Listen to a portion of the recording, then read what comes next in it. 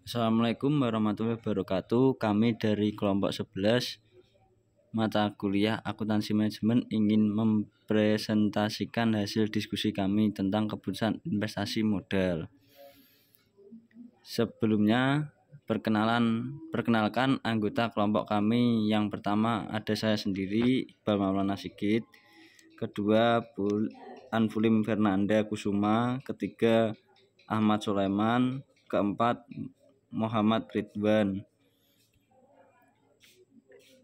Keputusan investasi modal, organisasi bisnis sering kali dihadapkan dengan peluang atau kebutuhan untuk melakukan investasi dalam suatu aset atau proyek yang mencerminkan komitmen jangka panjang, sistem produksi baru, pabrik baru, peralatan baru, serta pengembangan produk baru. Perolehan aset jangka panjang biasanya melibatkan pengeluaran dana dalam jumlah besar yang seringkali disebut dengan pengeluaran modal. Estimasi arus kas proyek dan penggunaan arus kas untuk menilai kelayakan suatu proyek merupakan langkah penting dalam pembuatan keputusan investasi modal. Penggunaan arus kas untuk mengevaluasi proyek yang diusulkan merupakan fokus bab ini. Untuk membantu memudahkan pembuatan keputusan investasi modal, pada bab ini akan dibahas tentang 4 model atau metode keuangan yang sangat berguna untuk menganalisis investasi modal, yaitu metode periode pengambilan, metode tingkat pengembalian akuntansi, metode menilai secara bersih, dan metode tingkat pengembalian internal. Jenis-jenis keputusan investasi modal. Keputusan investasi modal berkaitan dengan proses perencanaan, penetapan tujuan dan prioritas, pengaturan pendanaan, serta penggunaan kriteria tertentu untuk pemilihan aset jangka panjang. Oleh karena keputusan investasi modal menempatkan sejumlah besar sumber daya pada risiko jangka panjang dan secara simultan mempengaruhi perkembangan perusahaan di masa depan, maka hal tersebut merupakan salah satu di antara berbagai keputusan penting yang harus dibuat oleh manajer. Proses pembuatan keputusan investasi modal sering kali disebut sebagai penganggaran modal. Terdapat 2 jenis proyek penganggaran modal yang dapat dipertimbangkan. Pertama, proyek independen adalah proyek yang apabila diterima atau ditolak tidak akan berpengaruh terhadap arus kas proyek lainnya. Sebagai contoh, manajemen departemen pemasaran, penelitian, dan pengembangan secara bersama-sama mengusulkan tambahan suatu produk baru yang memerlukan sumber daya besar untuk kebutuhan modal kerja dan peralatan. Kedua, proyek penganggaran modal yang mensyaratkan perusahaan untuk memilih salah satu di antara alternatif yang saling menyediakan jasa dasar yang serupa. Penerimaan salah satu opsi atau pilihan akan menghalangi penerimaan proyek lainnya. Jadi proyek yang bersifat saling meniadakan adalah proyek yang apabila diterima akan menghalangi penerimaan proyek lainnya. Sebagai contoh, suatu perusahaan berencana untuk mengotomatisasi pabriknya di suatu kota.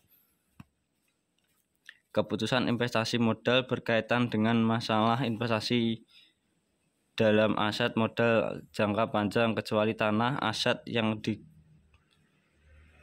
lain harus mengalami depresiasi selama umur manfaatnya, dan investasi awal akan mengalami penurunan nilai ketika aset tersebut digunakan. Pada umumnya, investasi modal yang tepat akan menghasilkan penerimaan kembali modal awal sepanjang umurnya, dan pada saat yang sama akan menghasilkan pengembalian yang cukup atas investasi awal. Jadi salah satu tugas manajer adalah memutuskan apakah suatu investasi modal akan menghasilkan penerimaan kembali sumber daya awalnya atau tidak dan menghasilkan pengembalian yang layak. Keputusan membuat penilaian ini seorang manajer akan dapat memutuskan akseptabilitas proyek-proyek yang independen dan membandingkan proyek yang saling meniadakan berdasarkan keunggulan ekonominya. Model-model non-diskonto. Model dasar keputusan investasi modal dapat diklasifikasi ke dalam dua kategori utama, yaitu model non-diskonto dan model diskonto. Model non-diskonto mengabaikan nilai waktu uang, sementara model diskonto mempertimbangkan nilai waktu uang secara eksplisit. Meskipun model non-diskonto memiliki kelemahan dibandingkan model diskonto karena mengabaikan nilai waktu uang, tetapi banyak perusahaan yang masih menggunakan model tersebut dalam pembuatan keputusan investasi modal. Namun demikian, pada kenyataannya penggunaan model diskonto telah meningkatkan dalam beberapa tahun terakhir, dan hanya sedikit perusahaan yang benar-benar hanya menggunakan satu model. Banyak perusahaan yang menggunakan kedua model tersebut secara bersamaan. Metode periode pengembalian. Salah satu jenis model non-diskonto adalah metode periode pengembalian. Metode ini mempertimbangkan waktu yang diperlukan oleh suatu perusahaan untuk memperoleh kembali investasi awalnya. Sebagai contoh, seorang dokter gigi melakukan investasi pada seperangkat alat baru seharga 160 juta arus kas bersih. Arus kas masuk dikurangi arus kas keluar.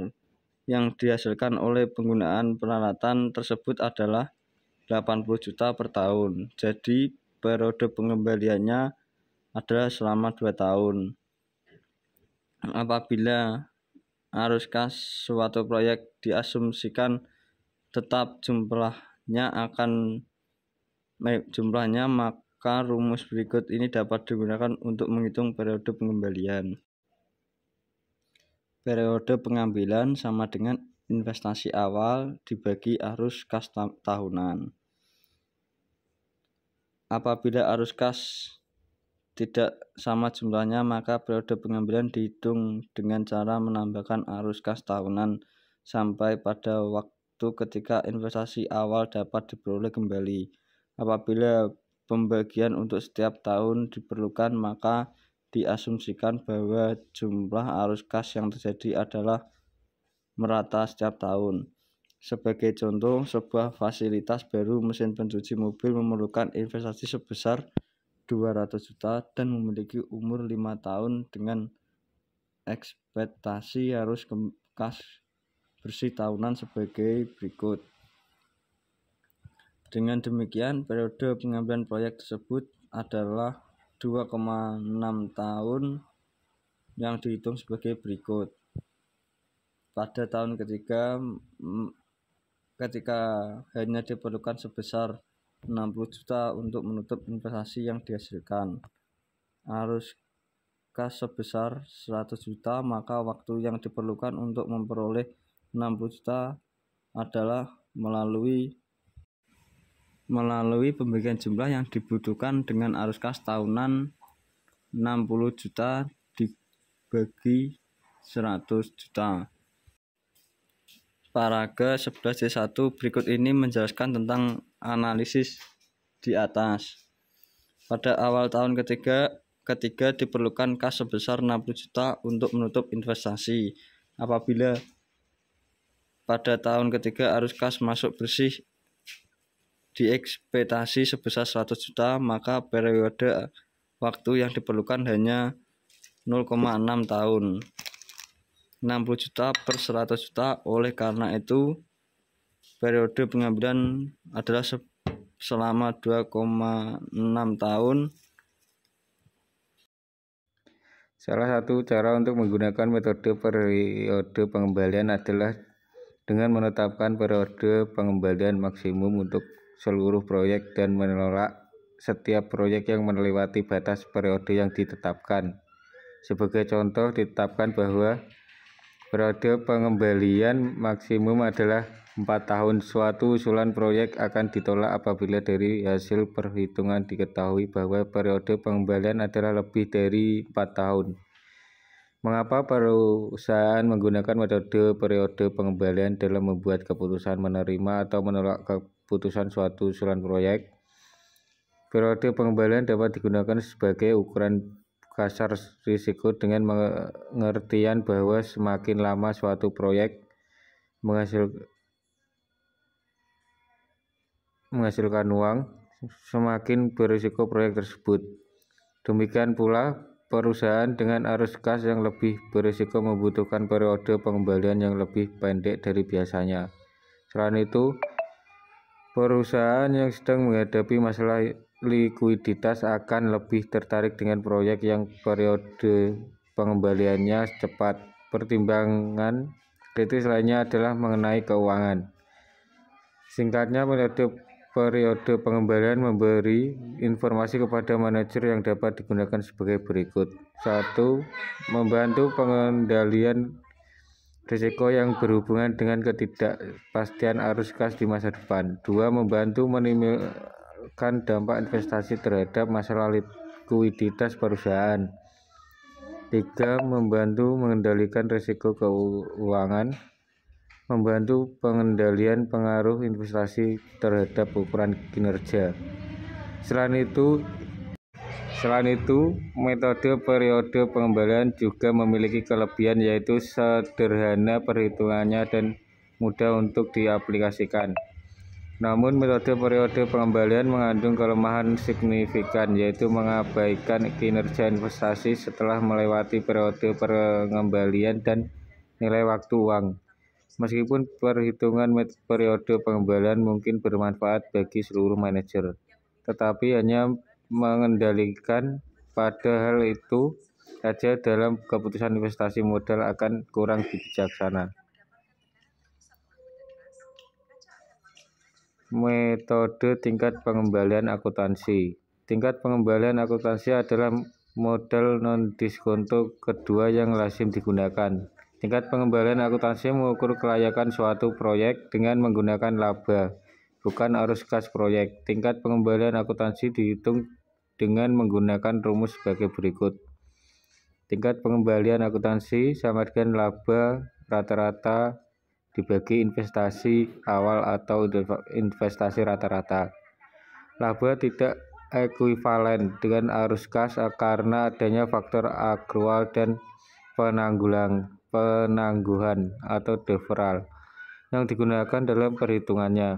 Laba rata-rata dari suatu proyek diperoleh dengan cara menjumlahkan laba bersih setiap tahun selama umur proyek dan kemudian membagi laba bersih total tersebut dengan jumlah tahun. Laba bersih rata-rata suatu proyek dapat ditaksir dengan cara mengurangkan depresiasi rata-rata dari arus kas rata-rata apabila semua pendapatan yang diperoleh dalam satu periode dikumpulkan dan depresiasi merupakan satu-satunya biaya non-kas, maka taksiran yang dibuat tersebut adalah tepat. Cara perhitungan laba bersih dan arus kas dapat dirumuskan dalam suatu formula sederhana sebagai berikut. AK sama dengan 13 plus D atau LB sama dengan AK min D. Keterangan AK yaitu arus kas, LB yaitu laba bersih, D yaitu depresiasi. Untuk mengilustrasikan perbedaan perhitungan laba bersih dan arus kas, diasumsikan bahwa suatu investasi pembelian mesin baru memerlukan pengeluaran awal sebesar 80 juta. Investasi tersebut menjanjikan penerimaan arus kas total sebesar 120 juta selainnya 5 tahun ke depan atau sesuai umur mesin. Berdasarkan data tersebut, maka dapat dihitung laba bersih dan arus kas sebagai berikut. 1. Arus kas rata-rata selama 5 tahun adalah sebesar 24 juta atau 120 juta min 5. 2. Depresiasi rata-rata selama 5 tahun adalah sebesar 16 juta atau 80 juta plus 5. 3. Laba bersih adalah sebesar 8 juta yang diperoleh dari hasil pengurangan depresiasi terhadap arus kas sesuai formula yang ditunjukkan sebelumnya, atau 24 juta atau 16 juta. Model diskonto. Model diskonto secara eksplisit mempertimbangkan nilai waktu uang dan memasukkan konsep diskonto arus kas masuk dan arus kas keluar. 2 model diskonto akan dibahas, yaitu metode NPV atau Net Present Value nilai sekarang bersih, dan metode IRR Interval Rate of Return atau tingkat pengembalian internal. Metode NPV akan dibahas terlebih dahulu, sedangkan metode IRR akan dibahas pada bagian berikut. Metode NPV atau Net Present Value. NPV merupakan selisih antara nilai sekarang arus kas masuk dan nilai sekarang arus kas keluar yang berhubungan dengan suatu proyek. Persamaan satu berikut ini dapat menjelaskan tentang definisi NPV. Keterangan CIF yaitu arus kas masuk yang diterima dalam periode 1 dengan T sama dengan 1N. COV yaitu arus kas keluar yang dikeluarkan dalam periode T dengan T sama dengan 1N. I yaitu tingkat pengembalian yang diperlukan. P yaitu periode waktu. DV1 sama dengan rumus sama dengan faktor diskonto. NPV digunakan untuk mengukur kinerja atau kelayakan suatu investasi. Apabila NPV suatu proyek adalah positif, hal itu berarti terjadi peningkatan kekayaan. Bagi suatu perusahaan, hal ini berarti bahwa besarnya nilai positif NPV mengukur terjadinya peningkatan nilai perusahaan yang dihasilkan dari suatu investasi. Dalam menggunakan metode NPV, tingkat pengembalian yang disyaratkan harus didefinisikan. Tingkat pengembalian yang disyaratkan merupakan tingkat pengembalian minimum yang dapat diterima. Tingkat pengembalian minimum yang diterima juga disebut sebagai tingkat diskonto. Hurdle rate dan biaya modal. Apabila NPV positif, hal tersebut menandakan bahwa satu investasi awal telah tertutup. 2. Tingkat pengembalian yang disyaratkan telah berhasil dipenuhi, dan tingkat pengembalian yang melebihi butir dan telah diterima. Jadi apabila NPV lebih besar daripada 0, maka dapat disimpulkan bahwa investasi menguntungkan dan investasi dapat diterima. Apabila NPV sama dengan 0, maka pengambilan keputusan dapat menerima atau menolak investasi tersebut. Akhirnya apabila NPV lebih kecil dari 0, maka investasi sebaiknya ditolak. Berikut ini ditunjukkan ilustrasi tentang pengertian NPV untuk memberikan gambaran secara jelas. Sebagai contoh, PT Brilian Indah yang mengembangkan komponen baru untuk tablet PC yang diyakini lebih unggul dibandingkan dengan produk yang sudah ada di pasar. Manajer pemasaran tertarik dengan prospek produk baru tersebut setelah menyelesaikan studi pasar secara mendalam yang mengungkapkan bahwa pendapatan kas tahunan diharapkan mencapai 300 juta. Tablet PC memiliki proyeksi siklus hidup produk selama 5 tahun. Peralatan untuk membuat tablet PC akan membutuhkan biaya sebesar 640 juta setelah 5 tahun. Peralatan tersebut dapat dijual dengan harga 80 juta. Di samping peralatan, modal kerja diperkirakan akan bertambah sebesar 80 juta karena meningkatkan persediaan dan piutang perusahaan terhadap dapat memperoleh kembali investasi dalam modal kerja pada akhir umur proyek. Biaya operasi kas tahunan diperkirakan sebesar 360 juta. Paragraf 11.2 Analisis arus kas dan NPV. Asumsi bahwa tingkat pengembalian yang diperlukan adalah 12%. Apakah perusahaan sebaiknya memproduksi komponen baru tersebut? Dalam menjawab pertanyaan di atas perlu ditempuh dua langkah berikut. 1. Arus kas setiap tahun harus diestimasi dan NPV harus dihitung dengan menggunakan arus kas yang diperoleh dari langkah 1. Solusi masalah di atas dijelaskan dalam paragraf pendekatan 2A, menghitung NPV dengan menggunakan faktur diskonto dari tabel 1.11.2. Perhatikan bahwa langkah 2 menawarkan dua pendekatan untuk menghitung NPV.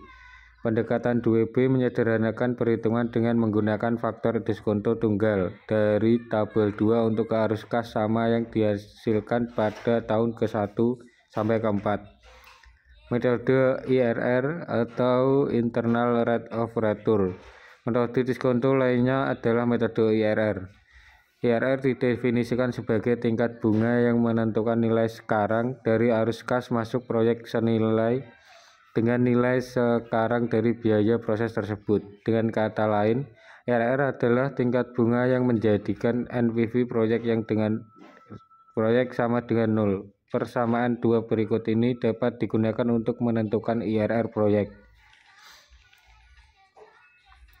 Keterangan T sama dengan 1N. Sisi kanan persamaan merupakan nilai sekarang dari arus kas sama dengan dan sisi kirinya merupakan investasi. Apabila data I, CF, dan T diketahui, maka IRR akan dapat diketahui dengan menggunakan cara coba-coba. Setelah IRR suatu proyek dihitung, IRR tersebut kemudian dibandingkan dengan tingkat pengembalian yang disyaratkan perusahaan. Apabila IRR lebih besar daripada tingkat pengembalian yang disyaratkan, maka proyek tersebut dapat diterima. Apabila IRR sama dengan tingkat pengembalian yang disyaratkan, maka proyek dapat diterima atau ditolak. Dan apabila IRR lebih kecil daripada tingkat pengembalian yang disyaratkan, maka proyek ditolak.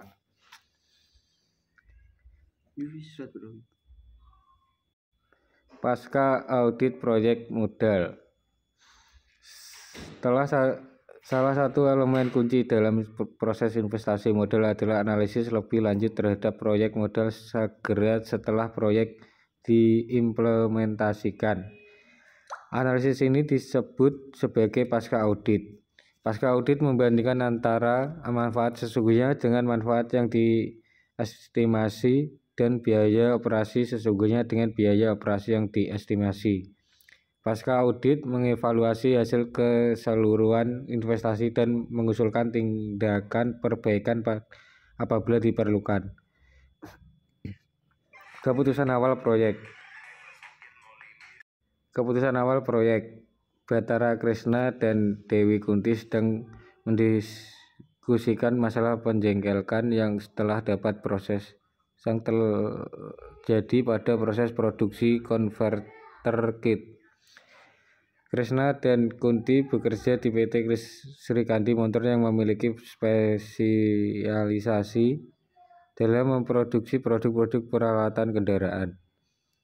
Perusahaan tersebut memiliki 3 divisi, yaitu divisi produk umum, divisi monitoring, dan divisi produk khusus.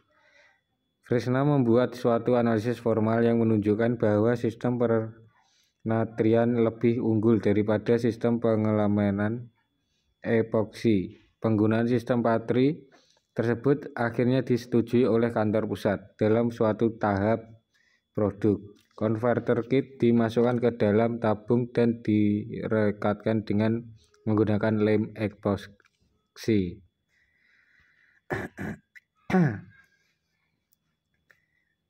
Evaluasi setelah proyek berjalan. Kunti menyampaikan kepada Kresna tentang kepuasannya terhadap penggunaan sistem Patri induksi converter kit tersebut. Sejak sistem pemrosesan baru tersebut diimplementasikan, perusahaan terbebas dari keluhan pelanggan. Karena converter kit yang dihasilkan dapat melekat dengan baik, namun berdasarkan hasil pasca audit yang dilakukan oleh Departemen Audit Internal, ternyata ditemukan bahwa pengimplementasian sistem baru tersebut telah menimbulkan masalah yang belum pernah diperkirakan sebelumnya. Masalah pertama adalah generator mengganggu operasi peralatan lainnya. Untuk menghilangkan gangguan tersebut, perusahaan mencoba untuk menggunakan alat penyaring. Selain itu juga ditemukan bahwa petugas pemelihara tidak tahu cara untuk merawat alat baru tersebut. Berdasarkan perhitungan NPV, diketahui bahwa penggunaan sistem pemantrian tidak lebih menguntungkan apabila dibandingkan dengan penggunaan sistem lem epoksi. Kesimpulan tersebut didukung oleh fakta bahwa proses lem epoksi lebih sederhana. Selain itu, auditor juga menyarankan bahwa penggunaan lem epoksi juga dapat diotomatisasi. Manfaat pasca audit. Auditor merekomendasikan agar perusahaan membatalkan proses produksi converter kit dengan sistem Patri dan kembali ke proses produksi converter kit dengan menggunakan lem epoksi. Perusahaan yang melakukan pasca audit terhadap proyek modal pendapatan beberapa manfaat. Pertama, dengan mengevaluasi profitabilitas. Pasca audit terjamin bahwa sumber daya digunakan secara bijaksana. Manfaat kedua pasca audit adalah dampak terhadap perilaku manajer. Pasca audit menyediakan umpan balik kepada manajer yang dapat membantunya memperbaiki pembuatan keputusan di masa yang akan datang. Pada masa yang akan datang, Kresna perlu mempertimbangkan lebih dari satu alternatif sebelum membuat keputusan investasi. Namun demikian, perlu diperhatikan bahwa pasca audit memiliki beberapa keterbatasan. Pertama, pasca audit memerlukan biaya yang cukup besar. Kedua, meskipun pasca audit dapat memberi beberapa manfaat yang signifikan, namun apabila asumsi yang digunakan dalam analisis tidak sesuai dengan perubahan lingkungan operasi, maka keputusan yang dihasilkan dalam pasca audit tidak dapat dipertanggungjawabkan. Proyek-proyek saling meniadakan. Pembahasan sebelumnya berfokus pada proyek-proyek yang bersifat independen. Kebanyakan keputusan investasi dalam berkaitan dengan proyek-proyek yang bersifat saling meniadakan atau mutual eksklusif. Bagaimana analisis NPV dan IRR digunakan untuk memilih di antara proyek-proyek yang saling meniadakan merupakan pertanyaan yang menarik. Pertanyaan yang lebih menarik lagi adalah tentang pertimbangan apabila NPV dan IRR memiliki perbedaan kemampuan dalam membantu manajer membuat keputusan yang dapat memaksimalkan kekayaan pada saat muncul berbagai alternatif yang saling meniadakan. Sebagai contoh, sebelumnya telah ditunjukkan bahwa model non-diskonto dapat menyebabkan pilihan yang salah karena model ini mengabaikan nilai waktu uang. Oleh karena itu, adanya kelemahan tersebut, maka model diskonto dianggap lebih unggul. Demikian juga telah ditunjukkan bahwa model NPV secara umum lebih disenangi dibandingkan dengan model IRR ketika memilih di antara alternatif proyek yang saling meniadakan.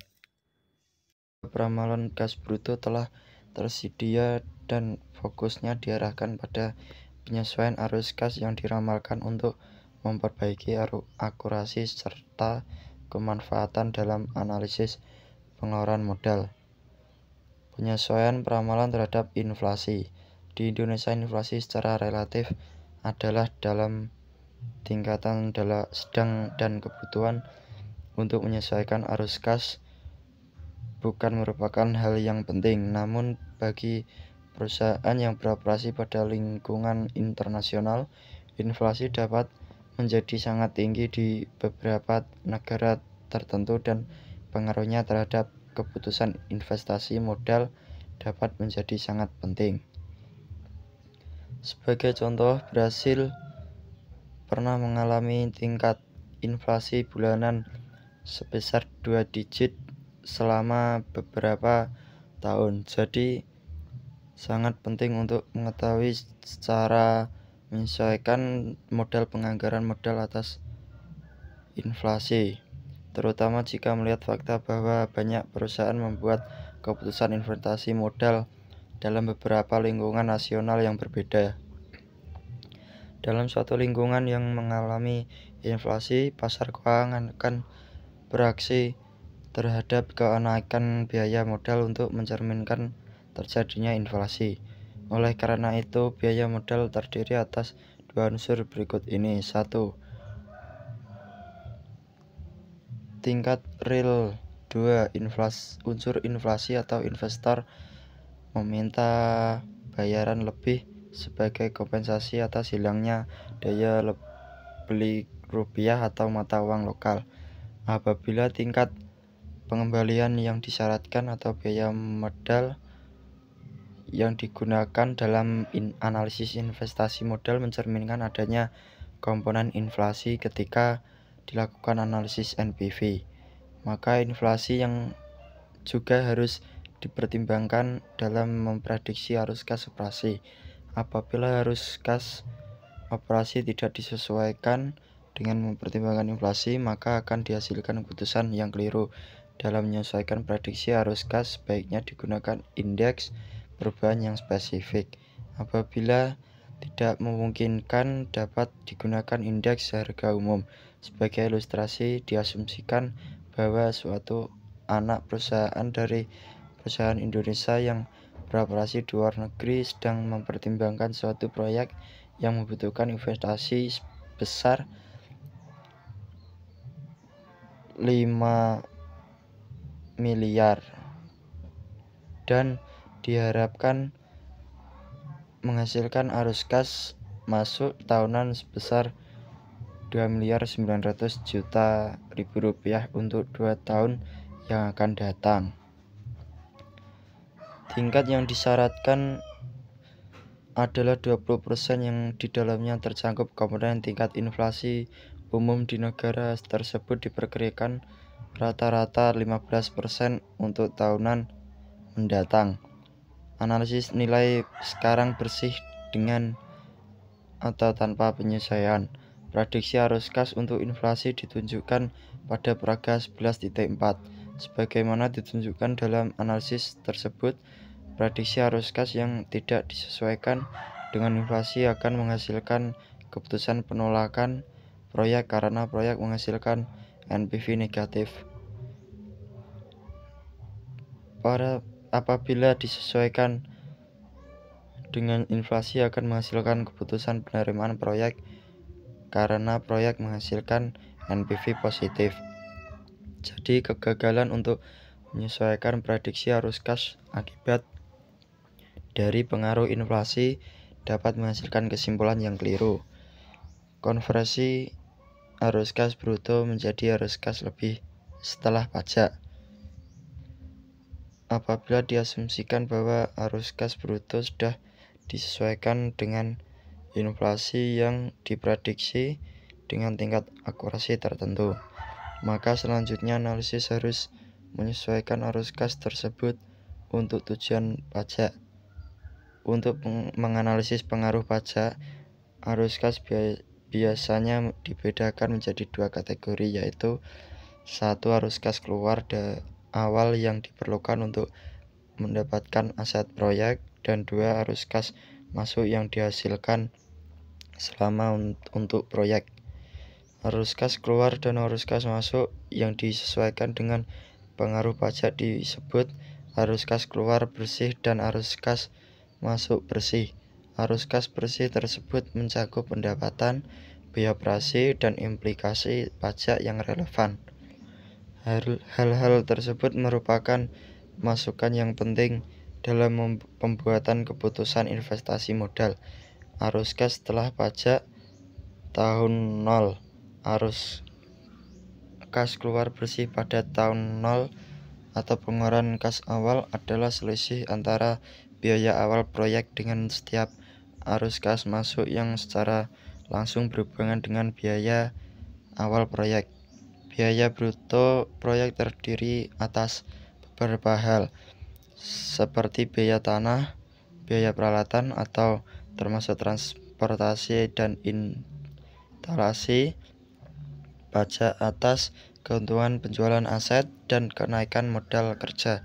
Arus kas termasuk yang terjadi pada waktu awal proyek meliputi penghematan pajak dari penjualan aset, kas dari penjualan aset, dan keuntungan pajak lainnya. Menurut ketentuan yang berlaku, seluruhnya biaya yang berhubungan dengan perolehan aset di luar tanah harus dikapitalisasi dan dihapus selama masa manfaat aset atau penghapusan dilakukan melalui depresiasi. Investasi bersih dapat ditentukan dengan menghitung penerimaan bersih dari penjualan mesin lama dan mengurangkan penerimaan tersebut dari biaya perolehan mesin baru. Penerimaan bersih ditentukan dengan metode dampak pajak terhadap penjualan dan penyesuaian terhadap penerimaan bruto yang terjadi. Dampak pajak dapat dinilai dengan mengurangkan nilai buku dari harga jual. Apabila selisihnya positif, maka perusahaan mengalami keuntungan dan akan terkena pajak. Uang yang diterima dari penjualan akan dikurangi dengan sejumlah pajak. Di pihak lain, apabila selisihnya negatif, perusahaan akan mengalami kerugian non-kas. Kerugian non-kas ini memiliki implikasi terhadap kas. Kerugian tersebut dapat dikurangkan dari pendapatan dan sebagai akibatnya dapat melindungi pendapatan kena pajak, sehingga pajak dapat dihemat. Jadi kerugian menghasilkan arus kas masuk yang sama dengan pajak yang dihemat. Sebagai ilustrasi, perhatikan pengaruh pajak dari penjualan mesin A dan mesin B yang disajikan pada braga 11.5. Dijualnya kedua mesin tersebut, perusahaan akan menerima penerimaan bersih atau net profit. Berdasarkan penerimaan bersih tersebut, investasi bersih dapat dihitung sebagai berikut. Oke, di sini saya akan melanjutkan materi yang disampaikan Muhammad Ridwan, yaitu Praga 11.5. Pengaruh pajak dari penjualan mesin A dan mesin B. Mesin A 50.000, mesin B 100.000, laba rugi dan bersih 40.000, tarif pajak 0,25, penghematan pajak 10.000. Harga jual dikurangi nilai buku adalah 260 dikurangi 200. Harga jual dikurangi nilai buku adalah Rp 400 dikurangi 500. Harga jual mesin A 260, harga jual mesin B 400, penghematan pajak 10.000, penerimaan bersih 670. Umur proyek. Jika proyek menghasilkan pendapatan, maka sumber utama arus kas adalah dari aktivitas operasional. Arus kas masuk operasional dapat diperkirakan dari laporan laba rugi proyek. Arus kas setelah pajak tahunan merupakan jumlah dari laba proyek setelah pajak dan biaya non-kas. Jika dinyatakan dalam rumus sederhana, maka perhitungan tersebut dapat dinyatakan sebagai berikut. Arus kas setelah pajak sama dengan laba bersih setelah pajak ditambah biaya non-kas. AK sama dengan LB tambah NK. Keterangan. AK arus kas setelah pajak, LB laba bersih setelah pajak, NK biaya non-kas. Contoh paling jelas tentang biaya non-kas adalah depresiasi dan kerugian. Biaya non-kas bukan merupakan arus kas, tetapi benar-benar menghasilkan arus kas melalui pengurangan pajak. Dengan melindungi pendapatan dari pajak, maka penghematan kas sesungguhnya dapat diperoleh. Penggunaan laporan laba rugi untuk menentukan arus kas setelah pajak ditunjukkan dalam contoh. Contoh tersebut juga digunakan untuk menunjukkan bagaimana biaya non-kas dapat meningkatkan arus kas masuk melalui penghematan pajak. Diasumsikan bahwa perusahaan berencana untuk membuat suatu produk baru yang memerlukan peralatan baru senilai 800. Produk baru tersebut diharapkan akan meningkatkan pendapatan tahunan perusahaan sebesar 600. Biaya bahan, biaya tenaga kerja, dan biaya operasi kas lainnya adalah sebesar 250 per tahun. Peralatan baru memiliki umur manfaat selama 4 tahun akan depresiasi atas dasar metode garis lurus. Mesin tersebut tidak akan memiliki nilai sisa pada akhir tahun keempat. Selanjutnya, pendapatan kas 600 dikurangi biaya operasi kas 250, biaya depresiasi 200, laba sebelum pajak 150, pajak 25%, 37.500, laba bersih 112.500. AK, LB ditambah NK, RP 112.500 ditambah 200 sama dengan 312.500. Pendekatan laba untuk menentukan arus kas operasi dapat dipecah kembali untuk menilai pengaruh arus kas setelah pajak dari setiap kategori pada laporan laba rugi. Pendekatan dekomposisi menghitung arus kas operasi dengan menghitung arus kas setelah pajak untuk masing-masing ITNI dalam laporan laba rugi. AK sama dengan tanda kurung 1 min tarif pajak dikali pendapatan kas. Min dikurangi tanda kurung 1 min tarif pajak dikali biaya kas ditambah tarif pajak dikali biaya non kas. Bagian pertama tanda kurung 1 min tarif pajak dikali pendapatan kas menggambarkan arus kas masuk setelah pajak dari pendapatan kas. Dalam contoh di atas, pendapatan kas diperkirakan sebesar 600. Oleh karena itu, perusahaan berharap dapat memperoleh 450 dari pendapatan yang diterima. Tanda kurung 1 min tarif pajak dikali pendapatan sama dengan 0,75. RP 600 sama dengan 450. Pendapatan setelah pajak merupakan jumlah kas sesungguhnya setelah pajak yang tersedia dari aktivitas penjualan perusahaan. Bagian kedua, min tarif pajak kali biaya kas adalah arus kas keluar setelah pajak dari biaya operasi kas. Oleh karena biaya kas dapat dikurangkan dari pendapatan untuk mendapatkan laba kena pajak, maka pengaruhnya adalah untuk melindungi pendapatan dari pajak. Akibat dari perlindungan ini adalah menghemat pajak dan untuk mengurangi arus kas keluar sesungguhnya yang berkaitan dengan pengeluaran. Dalam contoh tersebut, perusahaan memiliki biaya operasi kas sebesar 250. Arus kas keluar sesungguhnya bukan 250 melainkan 187.500. Tanda kurung 0,75 dikali 250.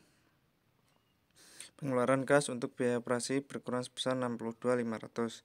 Karena penghematan pajak, agar mengetahui hal tersebut, diasumsikan bahwa biaya operasi merupakan satu-satunya biaya dan perusahaan memiliki pendapatan sebesar 600.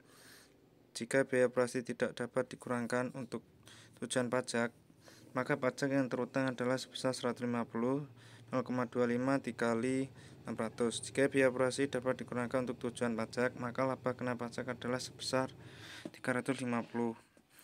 RP 600 dikurangi 250 dan pajak yang terutang adalah 87.500. Tanda kurung 0,25 dikali 350. Oleh karena pengurangan biaya operasi dapat menghemat pajak sebesar 62.500, maka pengeluaran sesungguhnya untuk pembiayaan berkurang sebesar 62.500. Bagian ketiga, tarif pajak dikali biaya non-kas adalah arus kas masuk yang diperoleh dari penghematan pajak yang dihasilkan oleh biaya non-kas.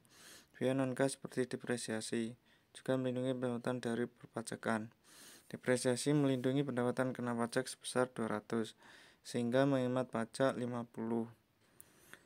0,25 dikali 200 Paragraf 11.6. Perhitungan arus kas operasi dekomposisi. Pendapatan kas setelah pajak 1 min tarif pajak kali pendapatan kas. Biaya kas setelah pajak sama dengan min 1 kurangi tarif pajak kali biaya kas. Penghemat pajak biaya non kas tarif pajak kali biaya non kas. Pendekatan dekomposisi memberikan hasil yang sama dengan laba. Untuk lebih jelasnya, ketiga bagian dekomposisi tersebut diistisyarkan pada paragraf 11.6. Salah satu karakteristik dari komposisi adalah kemampuannya untuk menghitung arus kas setelah pajak dalam suatu format spreadsheet. Format tersebut menekankan pada dampak arus kas dari masing-masing item dan memudahkan penggunaan paket software spreadsheet. Format spreadsheet diperoleh dengan membuat 4 kolom, 1 untuk masing-masing ketiga kategori arus kas dan 1 lagi untuk arus kas total setelah pajak, yaitu jumlah dari ketiga kategori. Format tersebut ditunjukkan pada paragraf 11.7. Selanjutnya perlu diperhatikan bahwa pendapatan kas adalah 600 per tahun selama 3 tahun. Biaya kas tahunan adalah 250 dan depresiasi tahunan adalah 200. Karakteristik kedua dekomposisi adalah kemampuannya untuk menghitung dampak kas setelah pajak atas dasar item per item. Sebagai contoh, diasumsikan bahwa suatu perusahaan sedang mempertimbangkan suatu proyek dan tidak yakin dengan metode depresiasi yang akan digunakan. Dalam menghitung penghematan pajak yang dihasilkan pada setiap metode depresiasi, perusahaan dengan cepat akan dapat memilih metode yang paling diinginkan. Tarif depresiasi aktiva untuk masing-masing kelompok telah ditetapkan sebagai berikut. Yang pertama, bukan bangunan. Kelompok 1 4 tahun 25%, 50%. Kelompok 2 8 tahun 12,5%, 25%. Kelompok 3 16 tahun 6,25%, 12,5%. Kelompok 4 20 tahun 5%, 10%. Bangunan kedua permanen 20 tahun 5%, tidak permanen 10 tahun 10%. Kesimpulannya, perolehan aset jangka panjang biasanya melibatkan pengeluaran dana dalam jumlah besar yang seringkali disebut dengan pengeluaran modal capital outlay. Estimasi arus kas proyek dan penggunaan arus kas untuk melindungi kelayakan suatu proyek merupakan langkah penting dalam pembuatan keputusan investasi modal. Keputusan investasi modal menempatkan jumlah besar sumber daya pada risiko jangka panjang dan mempengaruhi perkembangan perusahaan di masa depan. Keputusan investasi modal berkaitan dengan masalah investasi dalam aset modal jangka panjang. Kecuali tanah, rumah aset yang lain harus mengalami depresiasi selama umur manfaatnya, dan investasi awal akan mengalami penurunan nilai ketika aset tersebut digunakan. 4 metode untuk membantu para manajer dalam membuat keputusan menerima atau menolak investasi yang potensial. Metode-metode tersebut mencakup pendekatan non-diskonto maupun diskonto. 1. Model diskonto, non-diskonto. Metode periode pengambilan dan metode tingkat pengambilan akuntansi. 2. Model diskonto. Metode NPV Net Present Value dan metode IRR Internal Rate of Return. Meskipun model non-diskonto memiliki kelemahan dibandingkan model diskonto karena mengabaikan nilai waktu uang, tetapi banyak perusahaan yang masih menggunakan model tersebut dalam pembuatan keputusan investasi modal. Namun demikian, pada kenyataannya penggunaan model diskonto telah meningkat dalam beberapa tahun terakhir dan hanya sedikit perusahaan yang benar-benar hanya menggunakan satu model. Banyak perusahaan yang menggunakan kedua model tersebut secara bersamaan. Apakah ada pertanyaan?